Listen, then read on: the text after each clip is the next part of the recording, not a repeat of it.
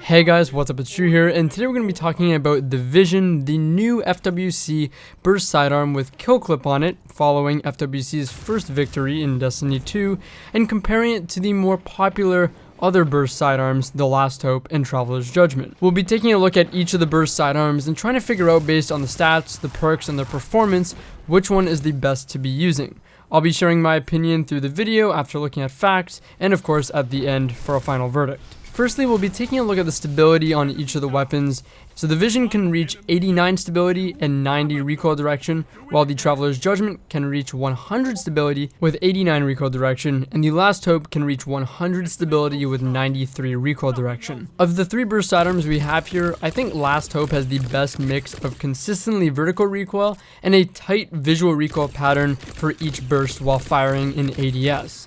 Traveler's Judgment, although it has the same stability stat of maximum stability, 100, it has a wider burst spread or visual recoil pattern while in ADS. It's possible that this could be due to a slightly less recoil direction stat, since the Last Hope has 93, opposed to the Traveler's Judgment 89.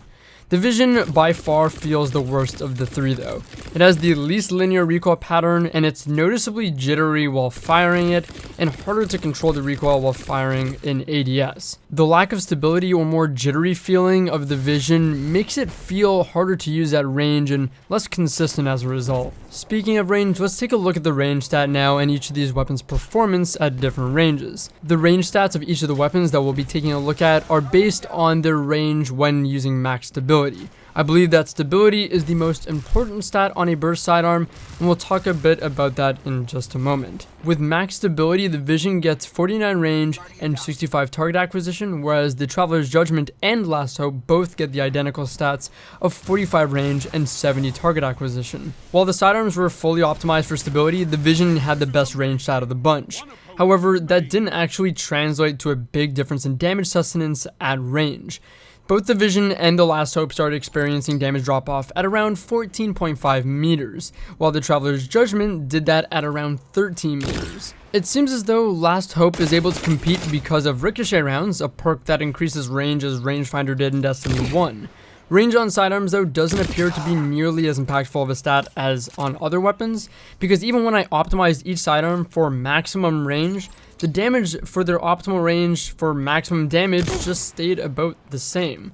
I'm sure range does help in some way with shot registration or consistency perhaps, but there's nothing I can really show or prove consistently, and it would appear that sidearm range is maybe capped at around 15 meters. What I can say though in regards to this is, from my experience in trying both maximum stability or maximum range on sidearms, max stability feels like it makes far more of a difference in my ability to land shots with ease, even at range, and improves range performance by having a tighter burst overall and less vertical recoil, allowing me to hit shots more consistently while ADS at range. I do believe this is the case for many weapons, but sidearms I think are the most important when it comes to this.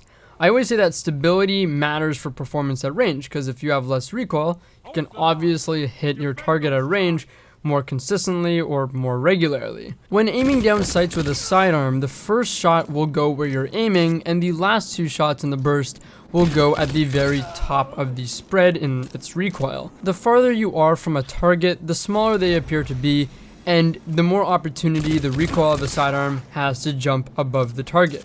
So you'll most likely hit that first shot, but the last two at the top of the recoil, the spread of the burst, won't hit in some cases. If you spec for range on a sidearm, that usually means you're going to get more vertical recoil, and in my mind that means more opportunity at further distances that your recoil or your burst has to miss your target by going above them or off of them. If stability on burst sidearms also helps tighten each burst, then that means you're actually going to be able to get better range performance out of it, because you'll be able to land more complete bursts from farther distances, since the recoil won't go off of the target. Lastly, as I mentioned, I didn't really see any difference in damage output from range, and that I think is the most important thing to most people.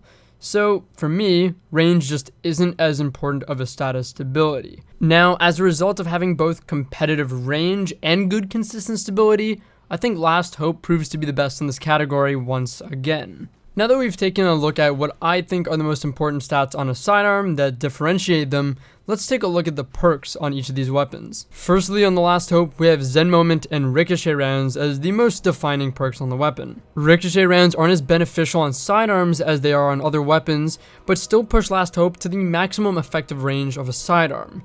In addition, they do have the small, quirky usage of being able to hurt yourself to trigger perks that are beneficial, like the Arc Strider's Combat Meditation. Zen Moment, although it may seem like a subtle bonus, I think actually makes a considerable difference. After the first burst, Last Hope will get a slight stability boost, giving it an even tighter visual recoil and burst while ADS'd, which again in turn improves its range performance, being able to land complete bursts while ADS at even further ranges more consistently than it already can with its high stability. I think Zen Moment just doubles down on what makes the Last Hope good already, which is great. Next we have Traveler's Judgment with Headseeker. Now while in ADS, a sidearm can't actually hit its true optimal time to kill of 0.8 seconds. This is because of the way sidearm recoil works, where like I said, the initial shot in the burst will land where your crosshairs are, and then the last two bullets will land at the top of where the sidearm's visual recoil while ADS ends. A burst sidearm can kill in 6 crit, 2 body. So you would land a shot on the body, and then 2 critical shots in 1 burst, and then on the next, a second body for the first shot of the second burst, and then 2 more critical shots, totaling up to 4. This means for our last burst, we need 2 more critical shots. And this isn't possible to do while in ADS, since it will naturally land 1 body and then a critical shot. And if we aim consciously for the head, it'll only land 1 critical shot in the whole burst. Headseeker allows a burst sidearm to hit the true 0.8 second time to kill while in ADS, with the increased headshot damage from 26 to 27. Headseeker allows you to hit 5 crit, 3 body total for a 0.8 second time to kill in the order of 1 body, then 2 crit, then 2 body, 4 crit, and finishing with the last burst as a total of 3 body, 5 crit. Of course, I'm sure Headseeker's damage bonus improves consistency and time to kill overall in different ways, and ways that are maybe impossible to really measure, but this is the most obvious impact of it in my opinion that we can look at. Lastly, we have the vision with Kill Clip. Of all the perks on these sidearms, there's no doubt, and I'm sure everyone knows, that Kill Clip has the most lethal potential. Kill Clip on a burst sidearm decreases its optimal time to kill from 0.8 seconds to 0.5 seconds. Now, this sounds pretty insane, but in my opinion, it's quite rare to hit the optimal time to kill on a sidearm for a number of reasons. And as a result of that, I don't think we should really expect to be getting optimal time to kill regularly, and more so just be surprised if it happens. The base time to kill shifts from 1.10 seconds to what our pre-Kill Clip optimal time to kill would be, 0.8 seconds. Of course, again, this is quite strong, but I want to talk about the practicality of this a little bit more. With Kill Clip on a sidearm, you will have to get a kill and then reload, but have to have another opponent present within around 15 meters or so, the optimal range of a sidearm. This, in my opinion, heavily limits the likeliness of being able to use Kill Clip often or to its fullest potential compared to how it performs on other popular Kill Clip weapons. For example, think about the NTIP, Antiope, however you want to say it, or the Old Fashioned. With the NTIP, after reloading, you can utilize Kill Clip on enemies within 25, maybe even 30 meters, who knows, maybe even more if you're using mouse and keyboard.